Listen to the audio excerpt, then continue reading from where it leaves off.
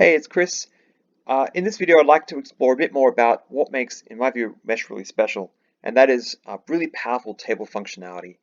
So a lot of this is work in progress, and so a lot of it will break, and we're still trying to figure out a lot about how the user interface will work with these features. But still, I think it's pretty cool, and shows some people who use traditional programming languages like Python and JavaScript a bit more about what makes spreadsheets a bit more special, um, to try and bring the best of both worlds together. So let's create a table by pressing Control Alt T. Let's just create a column H, and let's just fill it with the values 1, 2, and 3. Now let's also create, just for now, without any values in it, a second column H2. And you can see that by default there's nothing in there, but it knows how far it needs to go down, and there's some placeholder text there in the formula bar. Now what just happened when we did that?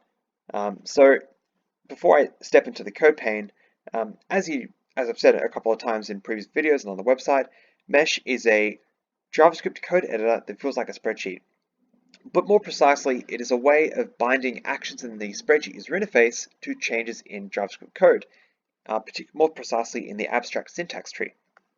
So when we did all that stuff, Control T and so on, what Mesh has converted it into is a call to a function called makeTable, which lives down here in the boilerplate. Where is it? Here we go. So it's calling this function here. And you can see that it takes 3 parameters, definitions, which is definitions of columns, a number of rows, which is by default not necessary, but we'll see what you can do with that at the end of the video, and then some hard-coded values for each row.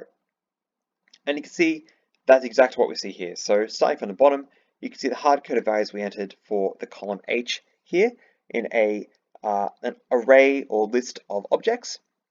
By default, anything that's not been entered, say H2, it doesn't have an explicit key. Mesh will figure out that it needs to add the value in. The number of rows is null, which indicates that it doesn't need to do any special expanding or contraction logic, which again we'll get to at the end of the video. And then there's the first object here, which defines what the headers are for the table.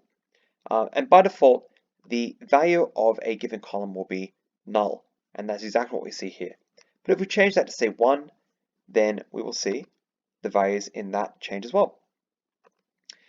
Now, it doesn't have to be just a single default value. It could also be a default calculation. So if we change this to say get H2, again, we'll get the same thing, but if we change it to this.I, we will get the index of that row. So what this is doing is it's assigning this as the row, and it's basically a default formula, I guess, for that row for each row in that table. So row objects have 2 default properties. The first is I, and the second is T, which allows it to refer to the whole table. It doesn't have to be just just the information. You could also make it 2 times the row index, and we'll get that. And if you add another row, then that will automatically fill in. So we've seen the hard code appear here, but again, that H2 value doesn't need to appear anywhere because it's automatically calculated on the fly. Now, what if we wanted to do something a bit more clever? Let's say we wanted to do something that is self-referential in the table. We wanted to refer to another cell in that table, say. Perhaps we want to make it a duplicate or 2 times the value in another column in that row. So this will get 2 times the values of here. And we change, say, that to 7, we'll get 14 in the cell to its right. Cool. But it can also refer to not just stuff in its row, but stuff in its own column, or indeed any other cell in the table, as long as the calculation sort of tree doesn't refer back to itself, doesn't form a loop. Mesh won't do any special checking of that right now, so take care when you use that feature.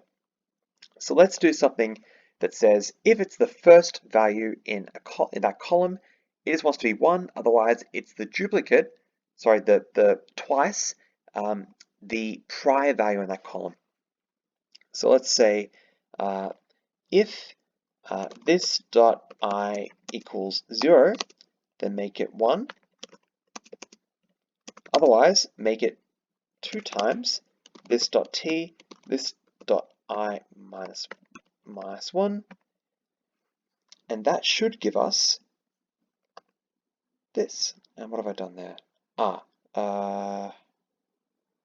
Of course, I need to say I want h2, not just the whole row. And that's what we get there. Cool.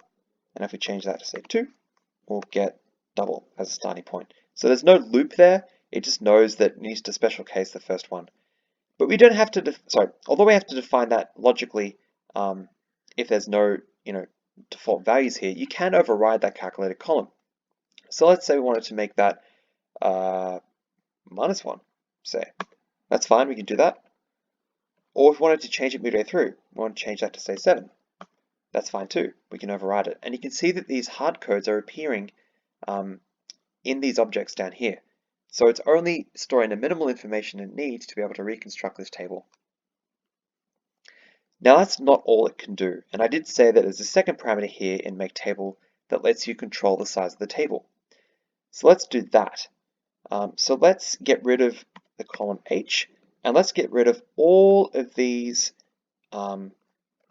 hard-coded values for this table.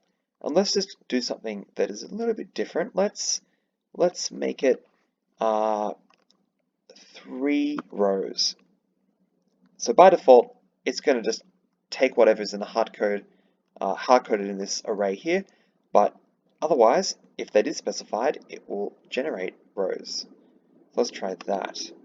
Cool. I'm so glad that worked. Cool. So what that is doing is, based on this logic, for the first row, it'll just make it 1. Otherwise, it'll be 2 times the previous row. Now we can make that whatever we want. We can make that 0, or we can make that 10. Excellent. And you can also do things like override it if you want. So let's do that now. Maybe I've broken that for now. Okay, so you can't override in a generated column, but the idea is, the principle is still sound, which is that Mesh will give you the ability to have tables that can expand and contract, defining their internal values purely based on calculated column values. And that can be super handy in situations where you just don't know how much data you need.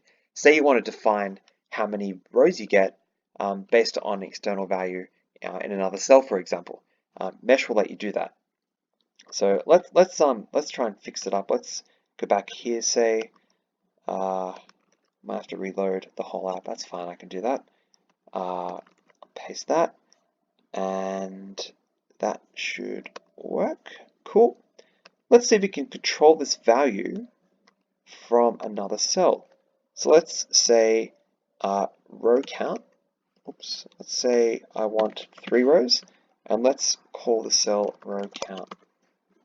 Now, drum roll, will this work? And it does. So now we can change that to 5. It'll expand. We can change it to 0 if we want, and it'll generate information as we need it. So that's just a run through of sort of the work in progress features for tables in Mesh. I hope you find that useful, and I'm excited to see where we can take Mesh in the months and hopefully years to come. Thanks very much.